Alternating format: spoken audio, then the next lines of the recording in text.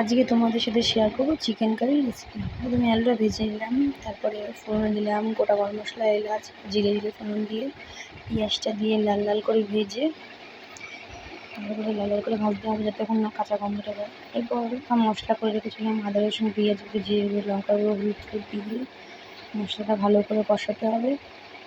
কষিয়ে তারপর মাংসটা দিয়ে ভালো করে নাড়াচাড়া করে কষাতে হবে, যাতে মাংস কষাবে যাতে টেস্ট হবে।